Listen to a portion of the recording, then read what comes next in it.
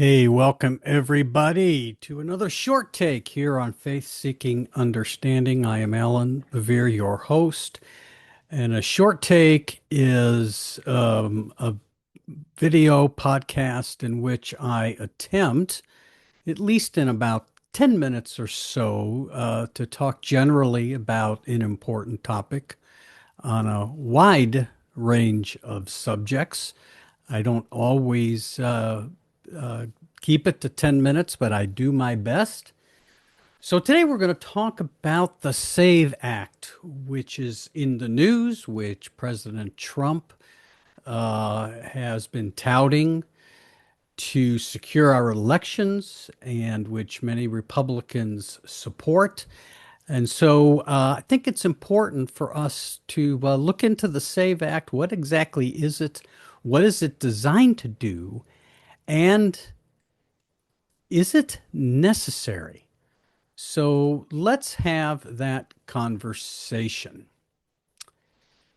All right. So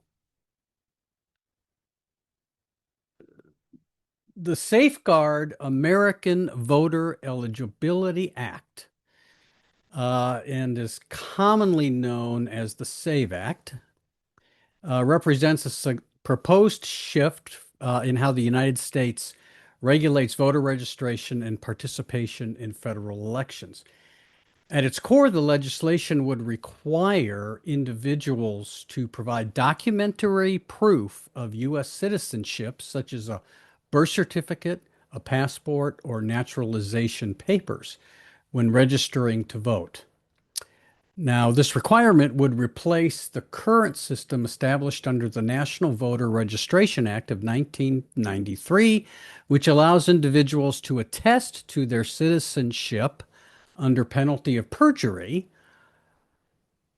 Now, supporters argue that such measures, like as the SAVE Act, are necessary to preserve election integrity.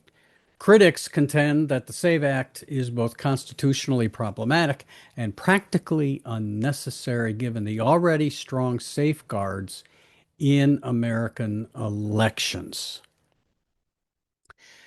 Um, the scope of the SAVE Act extends beyond initial voter registration.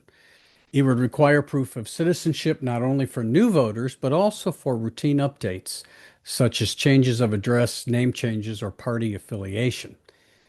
In addition, the legislation would emphasize in-person verification for those who attempt to register by mail or online. Uh, these provisions would significantly alter the accessibility of voter registration, potentially limiting the effectiveness of systems designed to make participation more convenient. In newer versions of the bill, expanded voter identification requirements, such as mandatory photo ID for voting, would further standardize election procedures at the national level, replacing the current patchwork of state laws with a more uniform federal approach. Now, supporters of the SAVE Act argue that these changes are necessary to protect elections from fraud and to restore public confidence in the democratic process. From this perspective, requiring documentary proof of citizenship is a common sense safeguard, ensuring that only eligible individuals are able to vote. Even if instances of non-citizen voting are rare, and they are rare, proponents maintain that the mere possibility of fraud can undermine trust in our election outcome. The Republicans have done a really good job of doing that without the help of the SAVE Act. By tightening the verification process, the SAVE Act seeks to eliminate any ambiguity about voter eligibility and to reinforce the legitimacy of electoral results. Now, there are critics, and they raise serious constitutional concerns. The right to vote has long been recognized as fundamental by the Supreme Court of the United States, and laws that impose significant burdens on that right are subject to heightened scrutiny. Under the Equal Protection Clause of the 14th Amendment to the United States Constitution, policies that disproportionately affect certain groups of citizens may be deemed unconstitutional. Now, the SAVE Act, they say this is neutral. Their act is neutral, does not disenfranchise anybody. But the truth of the matter is, its practical effects would fall unevenly on populations such as low income individuals, the elderly, rural residents, and women who have changed their names. Because if you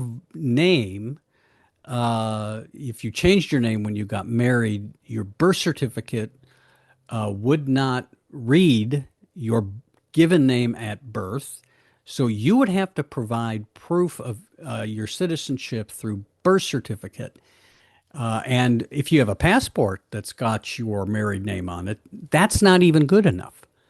So women voters are really behind the eight ball with this legislation. It's also important to note that the groups I just mentioned are statistically more likely to lack immediate access to the required documentation, making it more difficult for them to register or update their voter information. There are millions of Americans who do not have a passport, and getting a birth certificate from the county courthouse of your birth, whatever county you were born in, is not always easy and can be very difficult. Now, legal precedent has reinforced these concerns. You have one case called Harper versus Virginia Board of Elections. I'm going to put links in the descriptions, folks, if you want to read any more on any of this. Harper versus Virginia Board of Elections.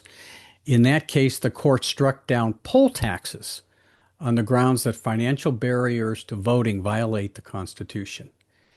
In another case, Arizona versus Intertribal Council of Arizona, the court held that states could not impose additional documentation requirements beyond those mandated by federal law. Critics argue that the SAVE Act reintroduces a form of indirect barrier requiring time, money, and effort to obtain documentation, burdens that may function in practice, much like the restrictions the court has previously rejected. This is not disenfranchising voters, finding ways to make it more difficult for certain populations to vote is not new in the United States. After the Civil War, the white Southern population enacted all kinds of ways to restrict blacks from voting, and for a time it worked. So this is not new, trying to disenfranchise people by making it harder to vote. The SAVE Act also would impose what courts describe as undue burden on the right to vote, which I just mentioned. So, again, you've got a couple of more Supreme Court cases, Anderson versus Celebrezzi, Burdick versus Takushi. The court weighs the severity of the law's burdens against the interests it is intended to serve. So, requiring documentary proof of citizenship, particularly for routine registrations, which is what the SAVE Act would do. If you change your address, you got to just not change your address. You got to prove once again you are an American citizen. Again, this could represent a substantial burden for millions of voters. For individuals who lack ready access to such documents, the process of obtaining them may involve navigating bureaucratic systems, paying fees, or traveling significant distances. And critics argue that these burdens are disproportionate to the problem the law seeks to address. Another constitutional issue involves the balance of power between federal and state governments. According to the Constitution, the states have primary responsibility over their elections. Now, Congress does have the authority under the Elections Clause to regulate certain aspects of federal elections. Uh, for example, you can't impose undue burden on people, but states have traditionally played the primary role in administering elections. The SAVE Act's nationwide requirement could override these state systems that already verify voter eligibility through a combination of databases, identification procedures, and sworn statements. This raises serious concern about federal overreach and the disruption of state practices. Now, in addition to these constitutional concerns, critics say, and I think rightly so, that the SAVE Act is unnecessary because it addresses a problem that is exceedingly rare.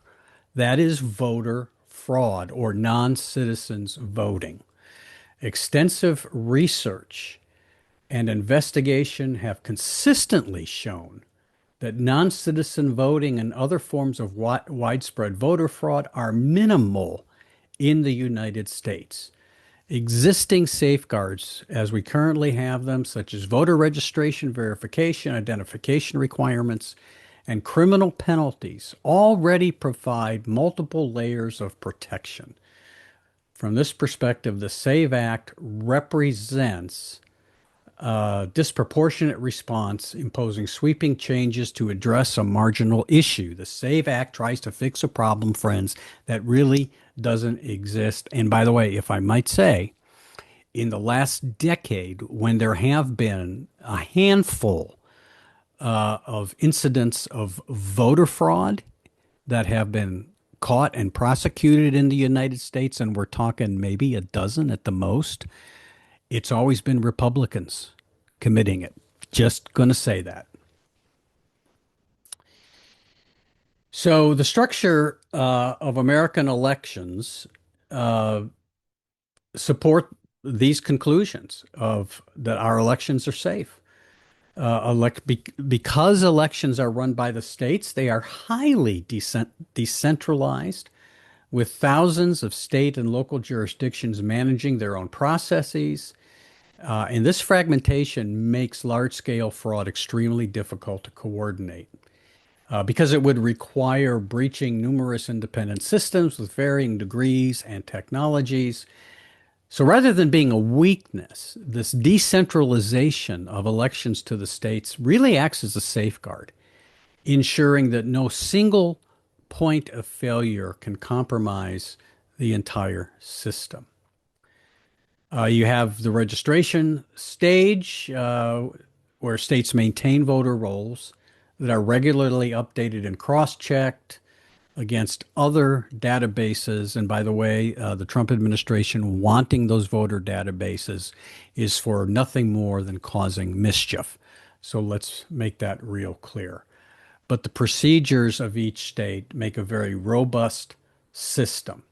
And the voting process itself includes additional protections. Now, again, it's different state by state. You vote in person, it requires some kind of form of identification or verification. In many states, if you cannot prove your voter status, you can cast a provisional ballot that is put aside, and then will be that ballot will be verified. The person will be verified after the election. And if it turns out that they're not legitimate voters, then the ballot's cast aside. And by the way, the person voting has committed a felony. Okay. So you've got trained poll workers, standardized procedures. You have observers and workers from both parties working together to ensure credibility and to ensure that our elections happen fairly. And so fraud is just really difficult, if not impossible. Uh, Also, elections are subject to post-election review, very rigorous review, canvassing, audits, recounts, serve to verify the accuracy of the outcome. And there's a high degree of confidence in our elections for the most part throughout American history. Basically, our elections have been safe and secure. Now, but now they've come into question. And why? Well, because in the aftermath of the 2020 election, and just a alert here, I'm going to get a little snarky. We had a president, Donald Trump, who, because he is a broken, malignant narcissist, and he can't accept being a loser, particularly to Joe Biden, he had to start talking about widespread fraud. And that all of that did, for those of us who remember that time, those several months in which he was doing that, what it really did was reinforce the safeguards of our election system in all 50 states. So he alleges widespread fraud because he just makes it up off the top of his head. And so because of this, there are extensive recounts and audits and court cases, well over 60 court cases that Trump lost all of them. And officials across the political spectrum, including members of Trump's own administration, acknowledged the absence of significant fraud. One example was Attorney General William Barr, who stated that there was no evidence of fraud on a large scale. And the Cybersecurity and Infrastructure Security Agency described the election as the most secure in history. So again, while isolated cases of voter fraud do occur, they are rare and they typically involve small numbers of ballots. So the risks associated, by the way, whether it's in person or mail-in, Oregon has all mail-in ballot. Everybody mails their ballot in, regardless of absentee, regardless of how it is used, machines, regardless of how one votes. Our elections are very secure and have been for a long, long, long time. So to influence an election through voter fraud just is extremely highly impossible. You probably have a better chance of winning the lottery than having widespread voter fraud. Now, so what do we got? Well, we have a situation where the SAVE Act appears to address a largely non-existent concern rather than a demonstrated problem. And it risks creating barriers for eligible voters without significantly enhancing election security. And Trump's already done this. He's undermined, with some people anyway, confidence in our elections based on no evidence at all. And let's just understand that human beings will believe an awful lot of things without any serious evidence. And so I want to end with this quote from Mitch McConnell. So in 2019, he opposed a bill that the Democrats proposed a bill to make Election Day a federal holiday, which actually I think is a pretty good idea. Make it a federal holiday. Give a lot of people the day off. If Trump is so concerned about voting by mail and absentee voting, make it a federal holiday. Encourage people to go out to the polls and vote. But McConnell opposed it, and so did the Republicans, and it didn't pass. And he referred to their proposal as a power grab. And you can get this on YouTube if you do some searching. He suggested that making it easier for more people to vote would not be beneficial to Republicans. Really, making it easier for more people to vote would not be beneficial to Republicans. In other words, he was saying the quiet part out loud, that the higher the voter turnout, the more it favors Democrats. And Republicans know this, and Trump knows this, and Trump knows how exceedingly unpopular he is at the moment, and that in a free and fair election, there's no way that the Republicans continue to hold the Senate and the House. So the only way to deal with this is to undermine the election by making it harder for people to vote. So that's the SAVE Act. So, friends, oh, by the way, one other thing. If this act is passed, and it's not clear it's going to be passed in the Senate, but if this act is passed, there's no way it survives constitutional muster. There's no way the courts will go along with this. I don't even, the Supreme Court is not going to go along with this. There may be a couple of votes, giving Trump the thumbs up, and we know who the culprits will be, but it will not hold constitutional muster. The question will be, will the courts act quickly enough to make sure this thing isn't implemented, at least in a temporary manner? But what I would say to all of you is make sure you are registered to vote, confirm that you are registered to vote, and be prepared to get documentation if indeed you have to. Uh, there's no reason not to be prepared, even if what happens or what the Republicans are trying to make happen does not come to pass. So just be prepared so that you can exercise your constitutional right to vote. The democracies work best when everybody has an equal opportunity to vote. So that's where we are. So that's a short take for today. So, friends, I hope you have a blessed day. Please remember to drink good coffee and find good trouble. Talk to you soon.